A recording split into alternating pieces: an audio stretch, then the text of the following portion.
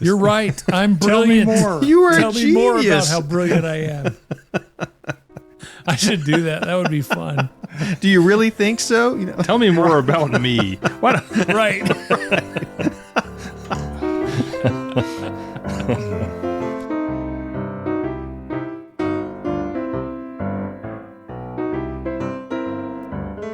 Hey, everybody. It's the Williams Brothers Podcast. I'm Gar. I'm Steven. I'm Neil. I'm Shaler. Pretty exciting. 2 weekends in a row doing the podcast. And posted last week, right? It's up. Yeah. Yeah. Yesterday. Oh, man. Yeah. Just barely under the machine. wire.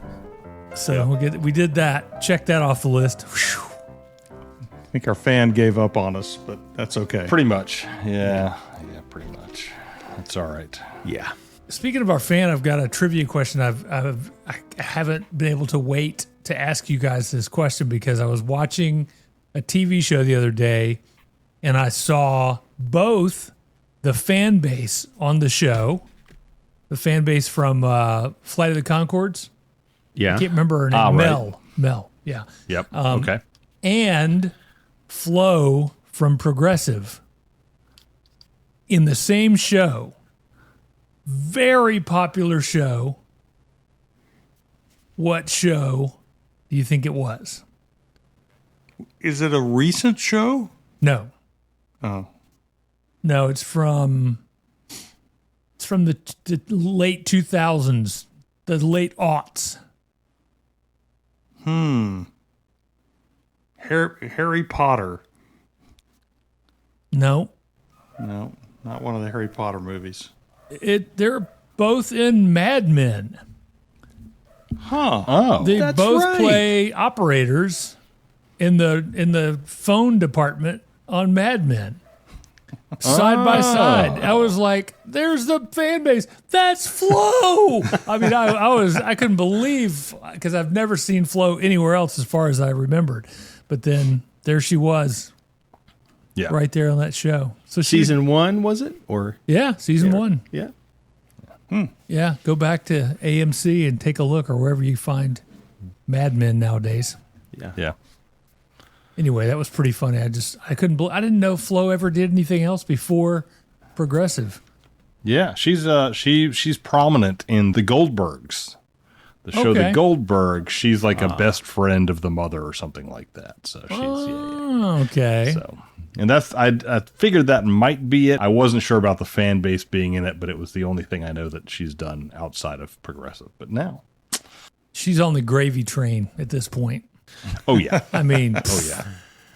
Flo. Royalties, you think, for Mad Men are just flowing in? No, Progressive. Oh, the Progressive. Okay. Yeah, I mean, she's Flo. I mean, That's true. she's just banking that. She is. I mean, she can't go anywhere. They can't let her go anywhere else. She is true. Progressive, no matter where she goes now. Isn't it amazing how many different versions of Progressive commercials there are? Because it's not just Flo. Yeah, You got the guy that, being like your parents. right. And then there's another one. What was the other one I saw recently? Oh, and he was like 3 or 4 different Progressive commercials that are like, It's like Geico, amazing. and they had the cavemen. They have the Right. gecko. yep, got same it. sort of thing. Yeah. It being like your parents, is that Progressive or is that Liberty That's- Mutual? That's Progressive. Okay. All right. Yeah, Liberty is that Liberty Bibberty guy where Yeah, they're sitting on the yeah. bench. Oh, yeah, they're always sitting on the bench. Yeah, yeah.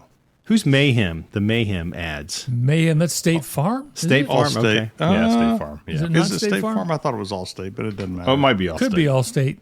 Yeah, because I think They State both Farm have is state the in guy who just shows up, like appears or whatever. I don't know. Oh, Jake from State Farm? Jake from State Farm. Yeah. Oh, Yes. Jake. And he's not the Yeah, real that's right. Jake. They Right. switched Jakes on us. Yeah.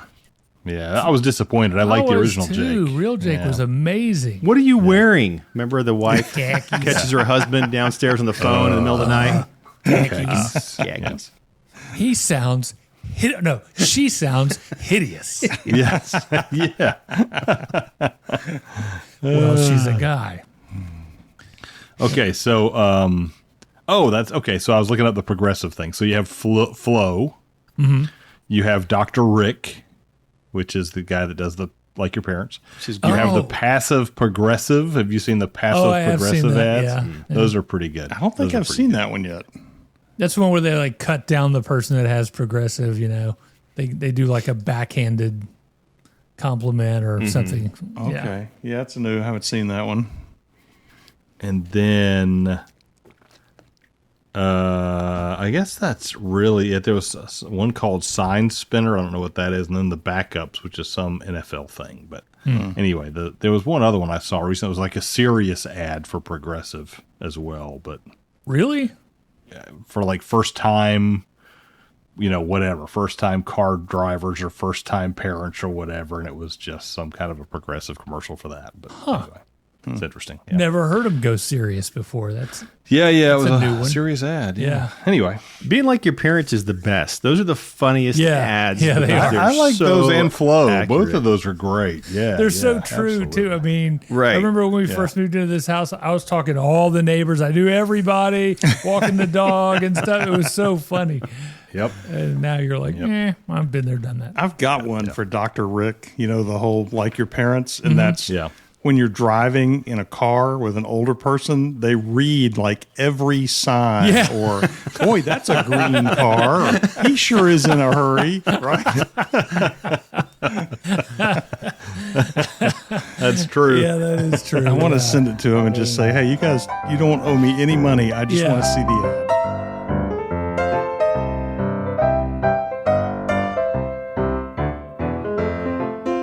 So Shaylor, you were asking about a generative AI tool, what everybody uses, maybe? Yeah. So I was trying to find. I think we may just kind of start paying for not at work. This is just personal.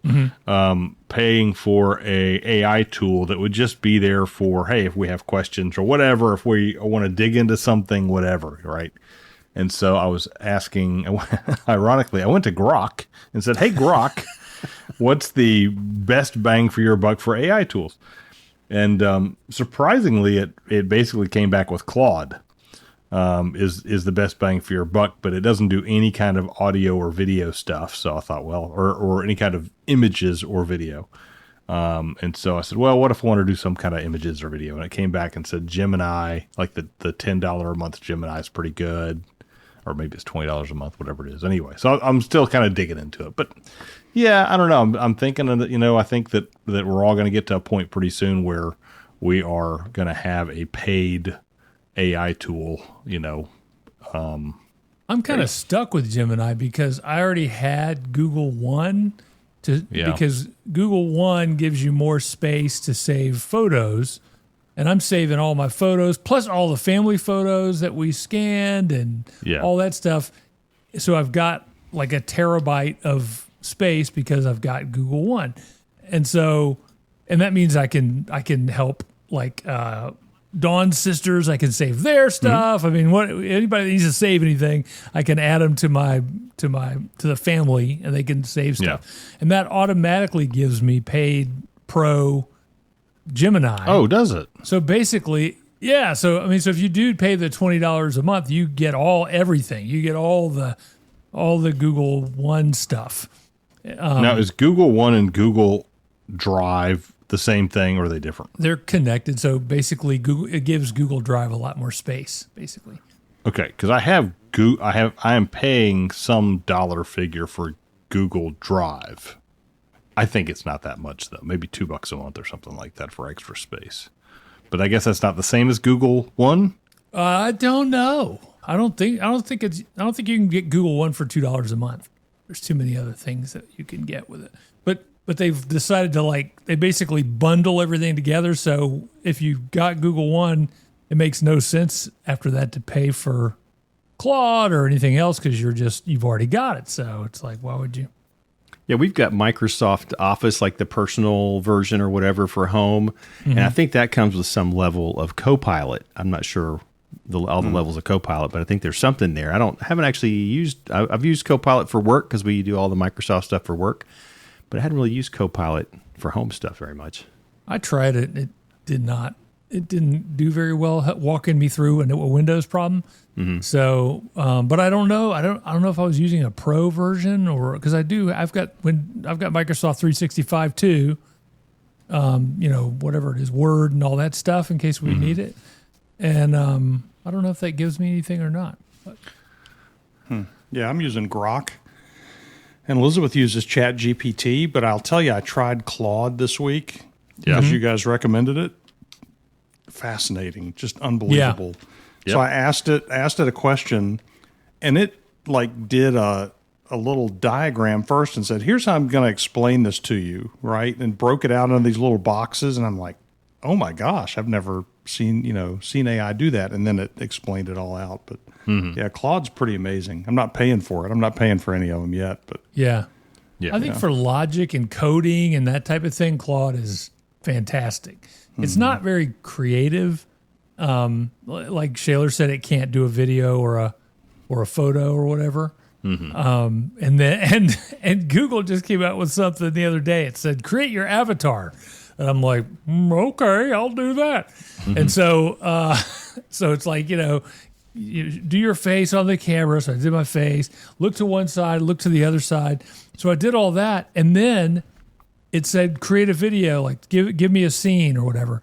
And I said medieval times or something like that. And it created a video of me and my voice saying something like, we've got to keep the castle safe or something. And I'm like wearing like the stuff and everything. It didn't look exactly like me. And it didn't sound exactly like me. I don't think. Maybe it did. I don't know. But to me, it was like, oh, that's weird. Yeah. But it was crazy. It's just experimental, but it was cool. It was neat that it would do that, but it was weird at the same time. Yeah, I use ChatGPT mostly. I've got all of them on my phone, but I use that one the most, and I'm actually paying for ChatGPT. And it lets you make agents, so you can have a GPT with certain instructions, and used to use it for work stuff somewhat, but then the company came out about a month ago and said all the AIs are illegal except for Microsoft and maybe, I don't know if it's Claude. There's one other one that the IT people use, but they're kind of backing off and, making sure they pass all the data security hurdles, I suppose. Yeah. Oh, yeah, yeah. Yeah, I might go with the Google one because, and I might have to look into Google One and just see, what version of Gemini that includes and all that stuff. Dig into that a little bit, but because it did recommend that one over Claude, since Claude doesn't do video and stuff. But anyway, yeah. So that was digging into that and just trying to see, because I really think that's going to become a thing where, how like everybody has a cell phone now and you can't live without a cell phone, a smartphone. And I think it's going to be the same thing with AI. It's going to be like, well, you have to have AI. You have to have some kind of an AI assistant or whatever. And I think we're going to get to that point pretty soon. And with Gemini, it'll have all your Gmail too. If you tell it, it'll access all your Gmail, and you can say, "Hey, did I ever talk about this thing?" Because that's the one thing about Copilot at work that's really great is I can say, "What was the last thing we decided on this thing?" And it's not always great. You have to sometimes go back 3 or 4 times, to have it zoom in. But it's about 50-50. Yeah. Be able to find stuff that you knew you talked about, but was it a chat or an email or what was it? I read too that SIRI, if I say it, it'll jump to life. Yeah. On the Apple, they're going to start leveraging Gemini as the back end for the new SIRI. I saw that too. Yeah, That's interesting. I wonder why they've. Well, I think Apple's just so far behind in AI right now that they had to find somebody that they could connect with. And I think they worked a deal out. So now when you go into Safari and you search, it'll be a Google search. So that's the trade-off, I guess. Yeah. Yeah. Yep. Along with interesting. probably billions of dollars. So. Yeah. I mean, I was using Google and Safari anyway to search for things. Yeah. I'd go to a Google page and, do the search that way. So, yeah, they're trying to catch up with everybody else. What I can't help but think about is think a year ago or 2 years ago where AI was and what you used it for, if anything. Right. and think a year or 2 years from now, you know, what will it do? How, you know, I mean, it's pretty mind-boggling how fast.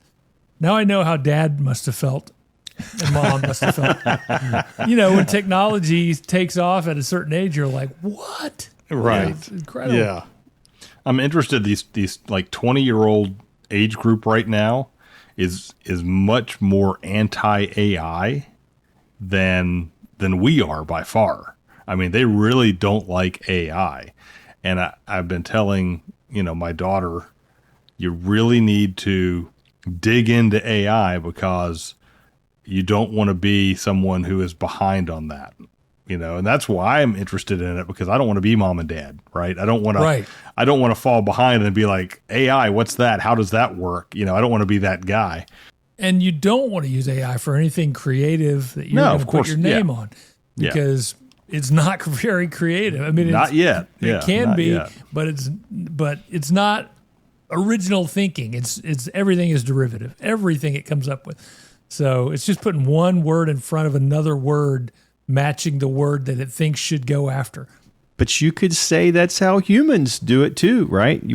You're just relating things in words, and we've taken from people who've come before us, and we are building on it, and that's what AI does. But I mean, there's really no difference. It's just much more ones and zeros, I guess, when it comes to AI. It thinks a little differently, and way faster. And way faster. Yeah, way faster is the cool part. Way faster.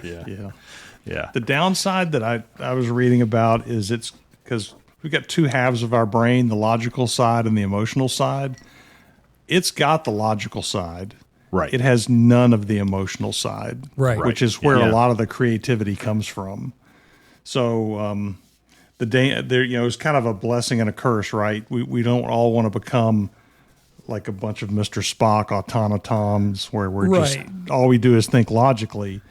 But then the good side is, hey, we can use this to kind of work through all the boring logic so that we can think more creatively. Right.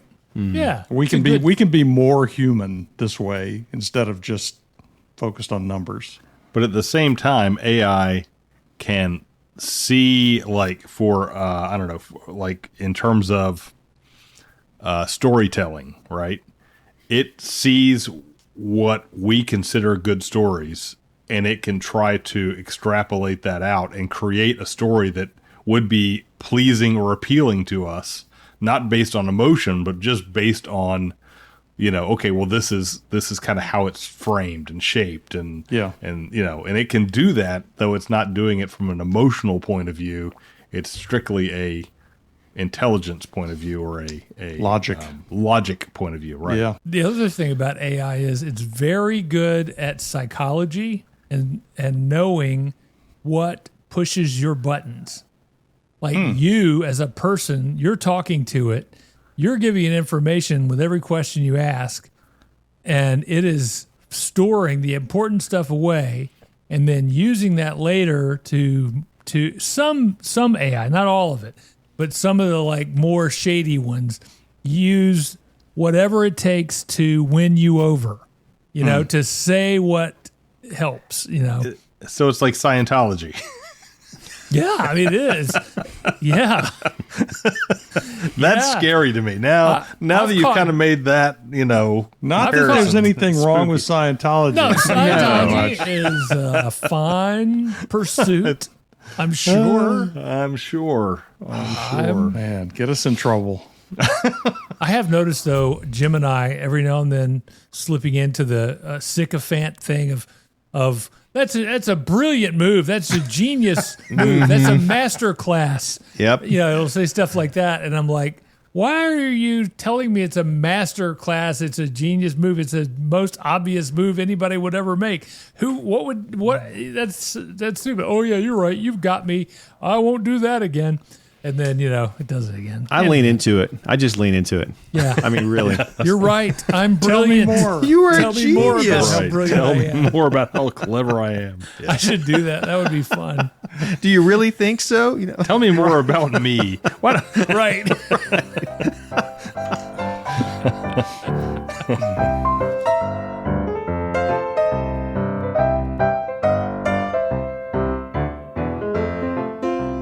That reminds me, who's the interrogator guy that wrote a book? He was an FBI interrogator. Oh, I know. He's the master class guy, right? Was he Chris Voss? Yes. Chris Voss. Yeah. Never split the difference. Yeah. I think I got this from either his book or something video that he did, and it talks about, in those agencies, you want people to talk and continue the conversation and things like that, and one of the strategies is to, after somebody finishes talking, repeat the last few words they said, and that's all you do, and and the conversation goes on and on. So I think ChatGPT probably does some of the. Has anybody same thing. tried that? No. I've done it. I have a little bit. I keep, I'll go to a conference and I'll mean to do it, and I don't, but I've done it a few times. Yeah, I've done it twice that I can think of in a challenging conversation, and it worked very well. I intentionally said, I'm going to try this. Yeah. I always want to, and I never. Once the conversation starts, I'm now the doofus, and they're probably steering it. Yeah, they're probably the ones that are saying the last things I said, and I'm repeating it because it's I don't know. I just forget completely about it and get caught up in the conversation. So you forget about it and get caught up in the conversation? Yeah, that's Very right. good. I do get caught up in the conversation where then I have to give you some more information. Then you can repeat that. So that More you can information? understand. Yeah, it's so funny though. And then they think you're a genius. Somehow you walk out of the party and they're like, they're great. They're so much fun. And it's Right. like, all I did was repeat your words. Well, right. That's it. But I think it makes it Everybody sound is- like you're like really interested and kind of leaning into the conversation when you're just Interest. Yeah. I used to work with this lady that she went off on her own from the consulting firm that we were with. And so she had like this interview with Coca-Cola, and she didn't realize the consulting company that she used to work for also was vying for that same work, and she had like a non-compete, so she didn't realize it until the last minute that she wasn't supposed to compete. So she said, okay, well, what I'm going to do then is when I go through these this interview, I'm only going to ask questions. I'm not going to tell them anything about my product. But I've got to go through the interview, but I've got to also hold true to my relationship with the other company. So that's all she did throughout the whole time, was just ask questions about what they said. And at the end of it, the guy goes, "You really get us. We really like you." She said, "I didn't say anything. I just asked questions. That's all I did." That's amazing how yeah. people hear what they want to hear. Yeah. Oh, yeah. Happens a lot. Yeah. Yep. So they hear what they want to hear? Yeah, they do. They just. Yeah. I really want to try that this week. I do too. Yeah. That's our homework. We'll come back next time and Right. we'll see how it went. But There we go. We'll get Chris Voss to come on and tell us what we did wrong. I'm There sure you we go. will. Right? Sure, he'll be happy too. Yeah. Yep. Can't get him, we'll get Henry Winkler to drop by. And Right. that. Teach us fly fishing. Right, exactly. Dawn goes back with Henry Winkler. Now, he's come to the school a few times promoting his book. So, Oh, recently. like in the past few years, yeah. Okay. All right. Huh. That's cool. He's dyslexic, so he has a book about dyslexia for kids. So we can get him on, no problem. I'll get her. Oh, yeah. Yeah, absolutely. There we go. Yep. We'll have them both on. We'll have like a segment, and then we'll have another segment. Or we could have Chris Voss with a conversation with Henry Winkler. Perfect. And we can just sit on the sidelines. That's right. And Chris Voss will just repeat what Henry Winkler says. Right. Henry will talk the whole time. He'll talk nonstop, no problem. They both go, why are we here? So did you want to talk to me? I didn't. Or you want to talk to me? I didn't know it. Yeah. And then the producers decided to jump the shark. So that was what we were going to do. It is funny that phrase came from Happy Days. Yeah. The jump the shark phrase that's lasted all this time is Yep. Happy Days. It was always funny when those sitcoms left their scene, like left their studio and went out somewhere, usually Hawaii or the Grand Canyon. Right. But it was always someplace that, outside, it never seemed the same. It all seemed odd and strange. And then they Yeah. were back safe in there. Well, the lighting was studio. different, and Right. everything was, The audio was different. everything was different about it. Yeah. to do something different. Got to get those viewers back. Yeah. But Fonzie had his leather jacket on when he jumped the shark, so Of there course. was that and at least. and shorts Yeah, on, I dude. think, as I recall. Shorts. You got to be able to tell it was Fonzie. So, yeah. That's pretty funny.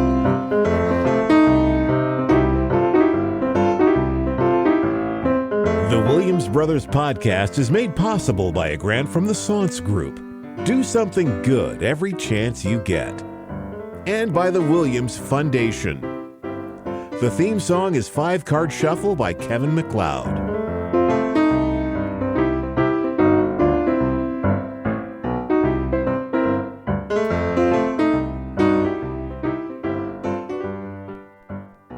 I can promise you I'm consuming more conservative news than I am anything else. And I would venture that other people are consuming more liberal news. And you're just Right. getting whatever it is that you kind of whatever suits you. And, And as a result, there's no north. right. Right. There's no bearing that is correct. There's no truth. Yeah. It's like, well, they said Yeah. that. Well, they said Right. this. Yep. Well, Yeah. I believe that. Well, I believe that. It's like, okay, well, it's okay. Yeah. It's very interesting. And it's easy to see how like a George Orwell situation could happen from that, Yeah. where people start, they don't know what to believe anymore. Yep. So they believe whatever they're told. True. Yep. Another cheerful thought from me. Sorry. We're all doomed. We're all I didn't gonna mean to die. go that way. Sorry. Cue the end of the world as we know it. On a good note, we're all dying, so at some No, that's true. point, We won't be around for it. So That's good. true too.